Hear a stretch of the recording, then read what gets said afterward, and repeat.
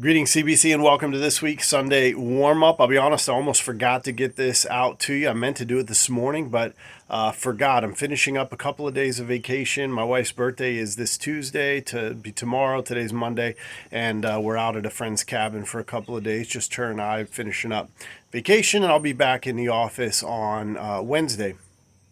Appreciative of all those who've covered for me this last week, and Tom for filling in the pulpit and handling one of the Psalms for us. Really appreciate his words this past Sunday.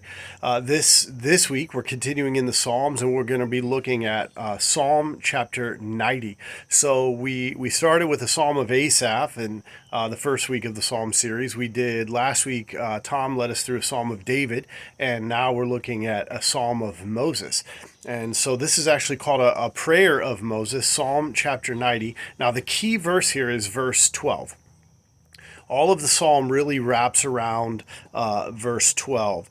Verse 12 talks about teach us to number our days so that we would gain a heart of wisdom. So verses 1 to 11 show us some things about teaching us to number our days. So as you read verses 1 to 11, pay attention for what kind of lessons, challenges are we being given to how to instruct us about numbering our days. And then as you finish up that, kind of looking at those notes, I'm going to give you a homework assignment, a challenge. Now, he says there, we may have 70 years, we may have 80 years. Obviously, we know folks that live beyond 80 years, but let's just go with the 80 years. That's the max that he gives us there in the psalm. What if all we live is to 80 years? It says, teach us to number our days. So do the math, and in preparation for Sunday, how many days do you have left if you only live to 80? I did this years ago in a grief class. Write that number down. Maybe some of you are past 80, so you're living in overtime. Praise God for that. So that's the first 11 verses. And then the verses 13 to 17 talk to us about what it means to have a heart of wisdom. So as you read verses 13 to 17, pay attention there for the different things that are given to us that as we number our days, we would grow in a heart of wisdom. And so again, the whole thing wraps around verse 12, teach us to number our days so that we gain a heart of wisdom. The first half, we're being given specific things, teachings about how to number our days.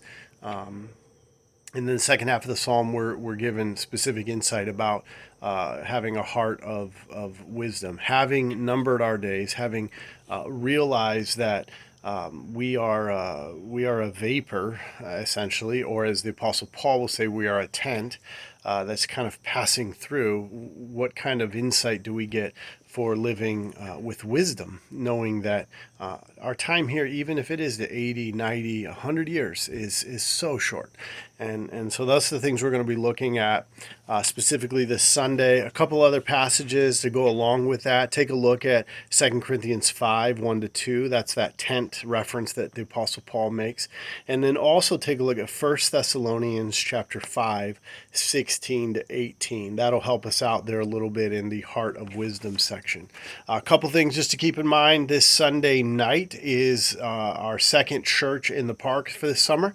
So Church in the Park would love to have you come out and just fill up the space where we gather there in the park with worship and praise and just celebrating God together. We'd love to have you out for that. And then also keep in mind soccer camp is next week. We'll have a leaders meeting on Monday evening for anyone that can come out, just help get things set up.